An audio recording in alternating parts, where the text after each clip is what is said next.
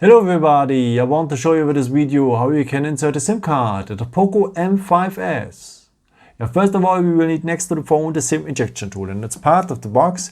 And in the box you will have another little yellow box here, and if you open it like this, you will have here the SIM injection tool. So just flap the wings a bit to release it. And otherwise, by the way, you can use also, of course, the edge of the good old paper clip. Okay, and if you have the phone like this, you will find now on the side of the phone the SIM tray. And below the SIM tray is a small hole in there. And now you will need the edge of the SIM injection tool or the paper clip. So just enter this hole, press a bit, and the SIM tray will come out.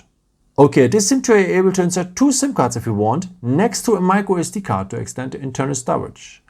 Okay, let's start now with the first SIM card. You need to place it here in the middle. So the first SIM card belongs here to the middle, so missing corner on missing corner. And the contacts are below. And if you want, you can add also a second SIM card. So this is optional now. So the second SIM card belongs to the first position here. Don't know why, but it's like that. And also here missing corner on missing corner. And the contacts are here, as you can imagine, also below. Okay, and if you want, you can extend also the internal storage here with the microSD card.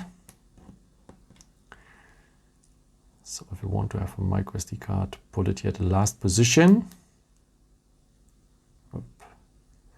Take care that's where inserted and so on. So this is how it should look like then at the end. Of course, you can use also one SIM card with a microSD card or two, doesn't matter. Okay, the contacts are below as well.